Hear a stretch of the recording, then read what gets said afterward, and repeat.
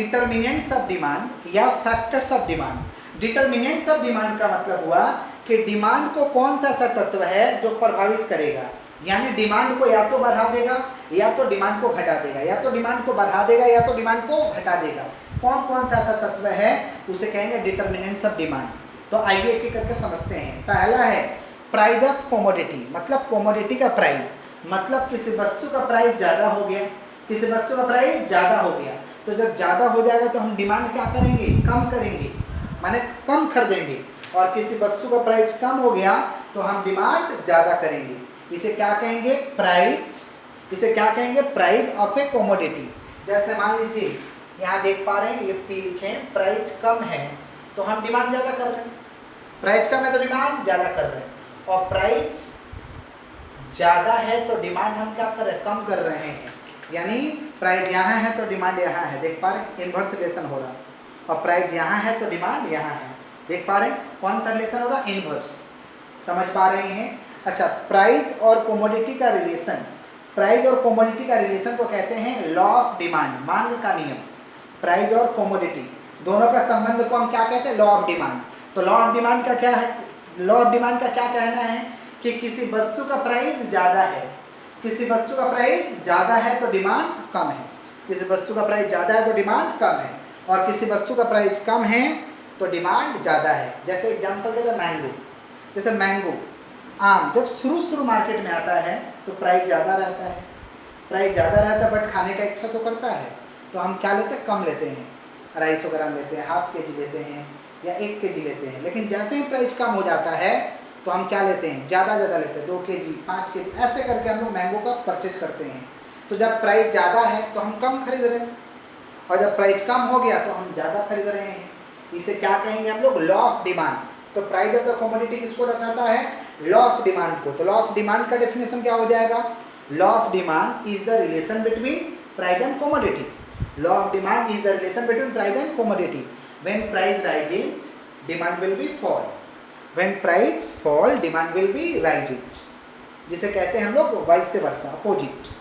Price कम है तो demand ज़्यादा है, प्राइस कम है तो डिमांड ज़्यादा है, प्राइस ज़्यादा है तो डिमांड कम है। इसे क्या कहेंगे, आपका law of demand. But other things will be remaining constant, other things will be remaining constant. Other factor स्थिर होना चाहिए, अगर अदर फैक्टर स्थिर नहीं हुआ तो डिमांड नहीं होगा। अदर फैक्टर क्या हुआ, सुन लीजिए।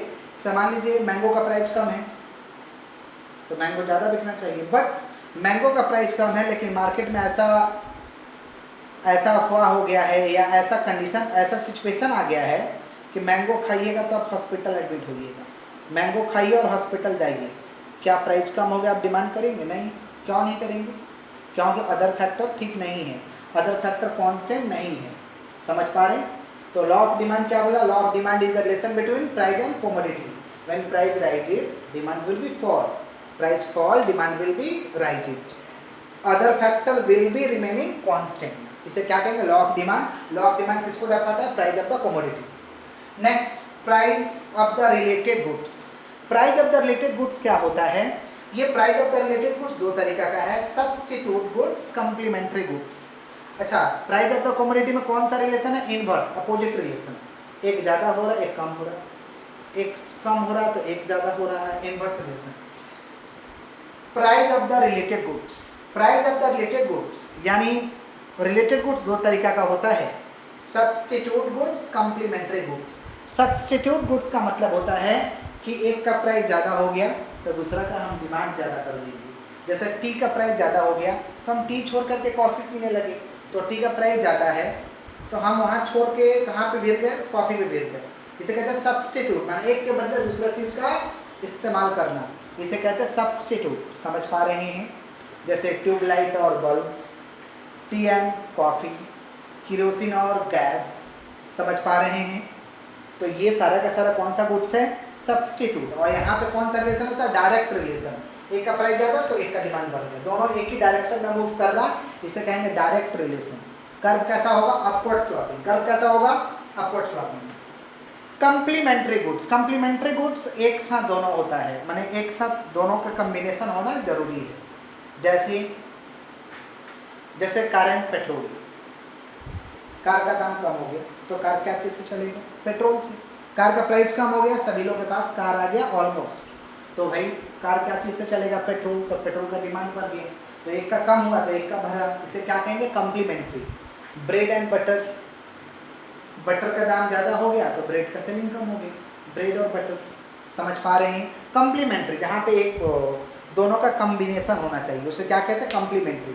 और इसका इनवर्स रिलेशन होता है, एक का प्राइस ज़्यादा तो दूसरा का डिमांड कम, इनवर्स रिलेशन, अपोजिट रिलेशन होता है। किसका बात करें? Complementary goods. क्लियर है? सब्स्टिट्यूट माने एक के बदले दूसरा चीज़ का प्रयोग करना, डायरेक्ट रिलेशन होता है। कॉम्प्लीमेंट्री माने एक का प्राइस कम हुआ तो दूसरा का डिमांड ज़्यादा हो जाएगा, एक का प्राइस ज़्यादा हुआ तो दूसरा का डिमांड कम हो जाएगा। जैसे कार एंड पेट्रोल, कार का प्राइस कम तो पेट्रोल का डिमांड ज़्यादा। ब्रेड एंड बटर, बटर का प्राइस ज़्यादा तो ब्रेड का डिमांड कम, complementary. Income of the consumer, consumer customer का इनकम पे भी डिपेंड करता है कि डिमांड बढ़ेगा कि घटेगा। Income of the consumer normal goods के लिए अच्छा है, नॉर्मल गुड्स के लिए पॉजिटिव है। नॉर्मल गुड्स यानी जो हम लोग कंज्यूम करते हैं, जो हम लोग खाते हैं, उसे कहते हैं नॉर्मल गुड्स। नॉर्मल गुड्स के लिए पॉजिटिव है, कंज्यूमर का इनकम बढ़ेगा तो नॉर्मल गुड्स को और कंज्यूम करेगा, समझ पा रहे हैं? तो ये पॉजिटिव है नॉर्मल गुड्स के लिए।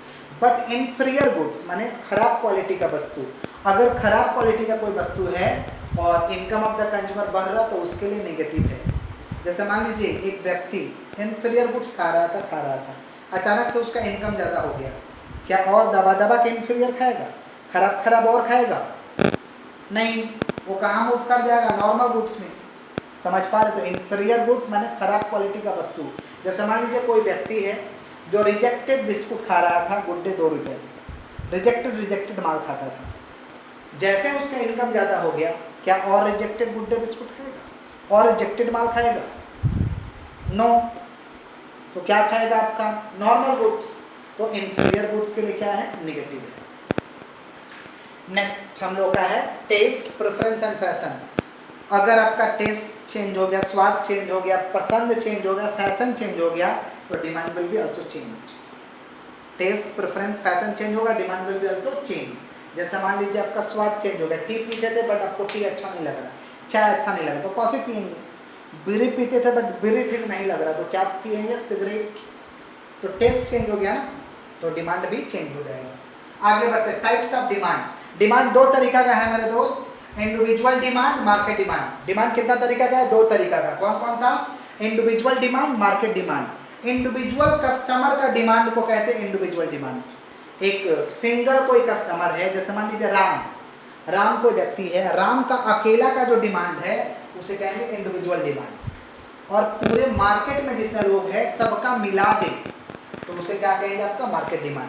तो डिमांड 2 तरीका का है, individual demand, market demand. Individual माने किसी पर्टिकुलर व्यक्ति का जो डिमांड